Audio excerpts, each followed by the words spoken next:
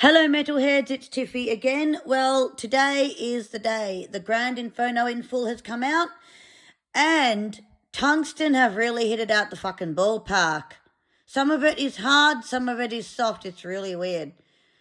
I'll start with Anger. Now, Anger obviously was the growliest out of every single song I've heard so far. Virtually nothing but growling except for a few melodic vocals from Mike himself, and I think he also does the growling, and maybe there might be some backup vocals there as well. The weird thing, however, about Anger was as it was about to finish, when he changed key, it sounded like it was about to stop, and then all of a sudden it went back 2 seconds later to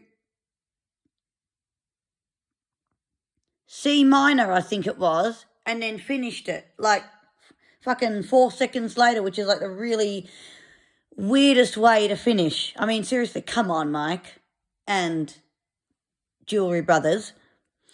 Anyway, the next one I heard, because I'm not going to do the whole album as I've heard most of them, but the next one I heard was Falling Apart.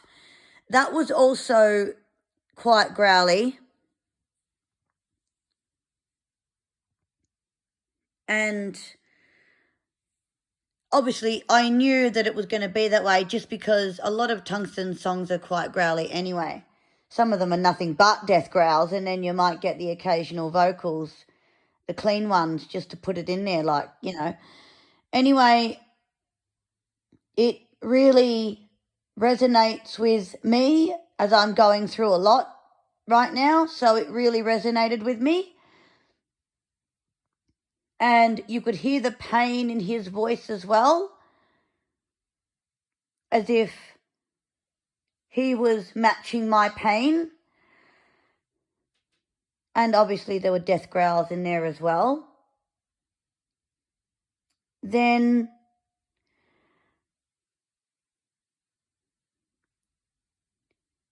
we get to the others. Now,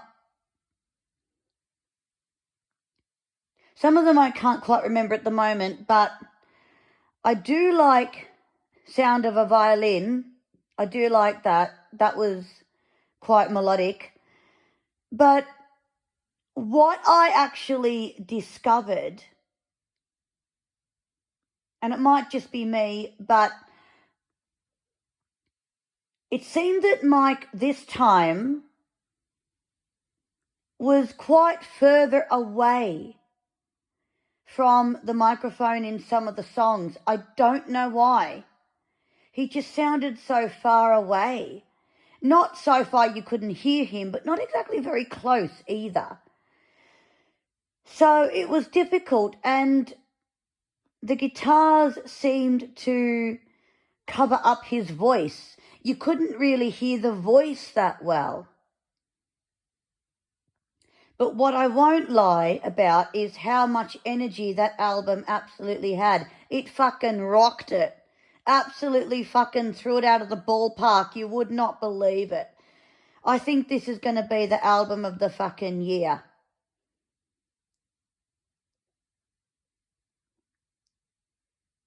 So, get onto it. Get your copies now and hear it for yourselves.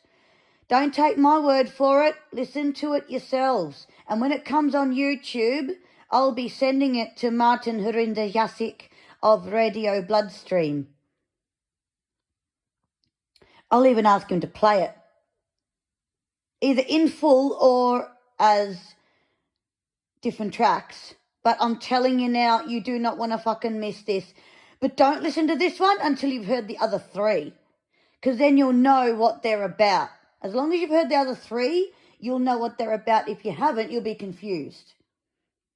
So listen to the other three first and then hear this one. If you've already, like me, been a seasoned bloodstreamer and a seasoned listener, then you will know exactly what I'm talking about. God bless, thanks for listening, and rock on!